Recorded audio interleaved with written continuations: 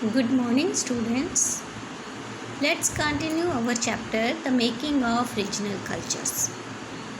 प्यारे बच्चों, इसमें हम लोगों ने पढ़ा कि जब लोग एक जगह से दूसरी जगह जाते हैं तो उसमें कल्चर इंटरमिक्स हो जाता है, लेकिन हर एक क्षेत्र का अपना कल्चर है, अपना फूड है, because of land forms, climatic conditions. ठीक है. फिर उसके बाद हमने जो किंग्स आए जिन्होंने आके राज्य किया, नए नए साम्राज्य को स्थापित किया, पालवास के बारे में पढ़ा, चोलास के बारे में पढ़ा. फिर हमने जो कथक है इसका ओरिजिन कैसे हुआ, फिर जो ब्रिटिशर्स आए तो उन्होंने इसको क्लासिकल फॉर्म में यूज़ किया कि एक क्लासिकल डांस है. तो इस तरीके से ये जो है ये टाइम टू टाइम चेंजेस आती गई. अ क्लोज़र लुक बंगाल. अब बंगाल के बारे में हम थोड़ा और क्लोज से जानेंगे. The growth of a regional language. Bengal में जो वहाँ की रीजनल लैंग्वेज है उसकी ग्रोथ कैसे. जैसे कि हमने देखा कि हर एक क्षेत्र में अलग अलग लैंग्वेजेस बोली जाती हैं. So we assume that people in Bengal always spoke Bengali. हमने ये भी देखा कि जो बंगाल के लोग हैं वो बंगाली ही बोलते हैं और वो उसी से हम उनको रिकॉग्नाइज़ करते हैं. जब वो बंगाली बोलते हैं तो हम कहते हैं कि ये कोई बंगाली है. अब ये जो लैंग्वेज है ये कहा जाता है संस्कृत से बनी हुई है. Early Sanskrit text suggest that people of Bengal did not speak Sanskritic language. जो अभी की जो संस्कृत है अगर हम उसको देखेंगे तो जो एक्सपर्ट हैं वो कहते हैं कि जो बंगाल के लोग हैं वो संस्कृत लैंग्वेज नहीं बोलते हैं. तो फिर ये लैंग्वेज जो है वो कैसे इमर्ज्ड हुई. From the 4th-3rd century BCE commercial tribe began to develop between Bengal and Magadh, जो कि साउथ बिहार में है. अब जो बिज़नेस करने वाले थे, आर्थिक उन्नति करने वाले थे, मर्चेंट्स थे, तो उन्होंने बंगाल को मेन सेंटर बनाया, मगध को मेन सेंटर बनाया बिज़नेस करने का, डेवलपमेंट करने का. इनको कमर्शियल सेंटर्स जो है वो बनाया. तो वहाँ पर संस्कृत का ज़्यादा इन्फ्लुएंस था.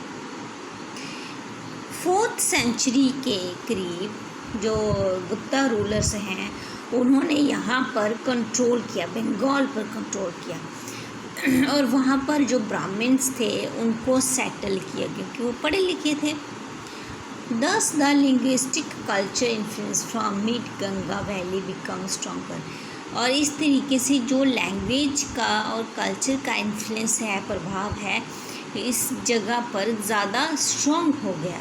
यानी कि यहाँ के लोग लैंग्वेज को ज़्यादा प्रेफर करने लगे. और 7th century के आसपास जो चाइनीज़ ट्रैवलर था एक्सांग, उसने ये ऑब्ज़र्व किया कि ये जो लैंग्वेज है ये संस्कृत से जुड़ी हुई है जो कि पूरे बंगाल में यूज़ की जाती है. फ्रॉम द 8th century के आसपास जो बंगाल है यहाँ पर जो पाला डायनेस्टी के रूलर्स हैं उन्होंने इसको अपनी किंगडम बना लिया बंगाल को, जो कि हमने चैप्टर 2 में पढ़ा. Between 14th and 16th century Bengal was ruled by sultan who were independent of the rulers in Delhi. और जो बंगाल है जो दिल्ली पर राज करते थे, इंडिपेंडेंट रूलर थे, वो बंगाल पर भी राज करते थे. तो ये भी हमने चैप्टर 3 में पढ़ा इसके बारे में. जैसे कि जो सम्राट अकबर हैं उन्होंने बंगाल को जीता था, उस पर कब्ज़ा किया था. It formed the nucleus of the Bengal सूबा. While Persian was the language of administration, क्योंकि उसकी एडमिनिस्ट्रेशन की लैंग्वेज पर्शियन थी. Bengali develop as a regional language. और जो बंगाली है ये वहाँ की क्षेत्रीय भाषा उभर कर सामने आई. अब करीब 15th century के आसपास जो बंगाली ग्रुप है ये जो पढ़ी लिखी कॉमन लिटरल लैंग्वेज है, ये उससे जुड़ी हुई लैंग्वेज को इन्होंने सामने लाया, जिसको कि वेस्ट बंगाल में जाना जाने लगा। Thus, although Bengali is derived from Sanskrit, इस तरीके से ये कहा जा सकता है कि जो बंगाली है ये संस्कृत से डेवलप हुई है। It passed through several stages of evolution, और इसने अलग अलग स्टेजेस जो हैं वो क्रॉस की हैं, इसकी टाइम टू टाइम इवोल्यूशन हुई है।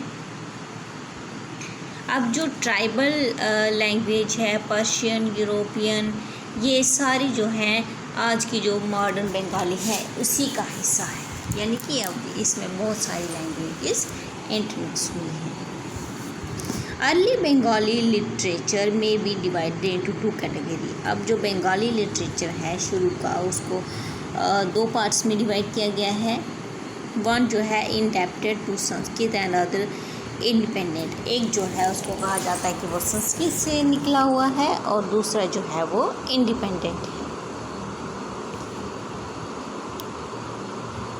The first included translation of Sanskrit epic Mangal काव्यास।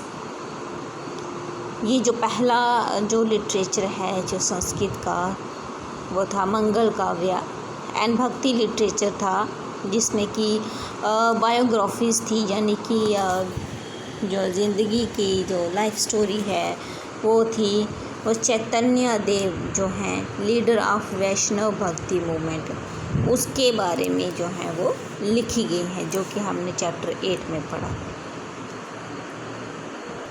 The second include north literature such as songs of Manyamati and Gopi Chandra. और जो दूसरा लिटरेचर है उसमें जो मान्यमती और गोपी चंद्र के सॉन्ग्स हैं वो इंक्लूडेड हैं, जिसमें कि धर्म ठाकुर जो हैं वो मतलब जो पूजा की जाती है, जो वहाँ के जो लोकल फेरी टेल्स हैं, फोक टेल्स हैं, ये सारी चीज़ें उसमें उस लिटरेचर में इंक्लूड हुई हैं। ठीक है, थैंक यू।